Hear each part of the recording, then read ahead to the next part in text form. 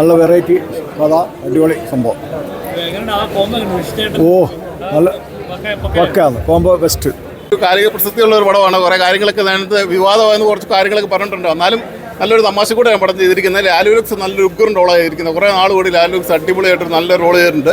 നല്ലൊരു പടം. ഇന്നലെ ഒരു പടം ഒരു ചെറിയൊരു വിവാദമൊക്കെ ആയിരുന്നു ആ പടം പേരിൻ്റെ. പക്ഷേ ഇത് വേറൊരു സഭയെ എടുത്തിട്ട് അലക്കുന്നത് അതിനകത്ത് കാണുന്നത് നന്നായിട്ട് ചെയ്തിട്ടുണ്ട്. ഇവിടെ ഉഗ്രനായിട്ടുണ്ട്. നല്ല പടം, നല്ലൊരു തമാശ ചിരിക്കാനും കോമഡിയിട്ടുള്ള പക്ഷേ ആ കോമഡി തന്നെ വർക്കൗട്ടായിട്ടുണ്ട് പടത്തിൻ്റെ അത്.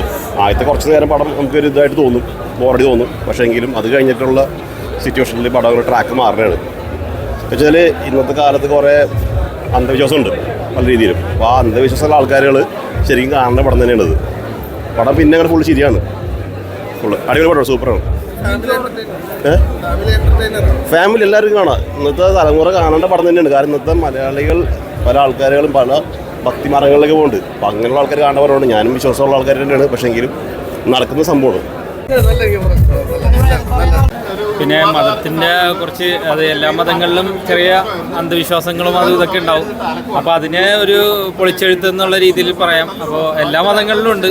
ഒരു മതത്തിനെ കേന്ദ്രീകരിച്ചാണ് ഇതിൽ കാണിച്ചേക്കുന്നത്. എല്ലാ മതങ്ങളിലും ഉണ്ട് അങ്ങനത്തെ. അത് തിരിച്ചറിയേണ്ട ജനങ്ങളാണെന്നുള്ളൊരു സൂചന നൽകിയിട്ടുണ്ട്. കോമഡിക്ക് പ്രാധാന്യം നൽകിക്കൊണ്ട് തന്നെ നല്ല രീതിയിൽ തന്നെ ലാലു ലക്സ് കുറച്ച് നാളുകൾക്ക് ശേഷമുള്ള അതിശക്തമായിട്ടുള്ളൊരു കഥാപാത്രം അലൻസിയർ. ഭയങ്കര സന്തോഷമുണ്ട് ടീമിൻ്റെ കൂടെ കാണാൻ. ഒരുപാട് പ്രതീക്ഷയുള്ള സിനിമയാണ്.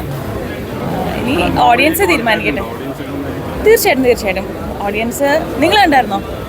ഇല്ല എന്തായാലും തീർച്ചയായിട്ടും കാണും. നിങ്ങൾക്ക് വർക്കാവും. ഒരു മെസ്സേജും ഉണ്ട് ഈ സിനിമയിൽ.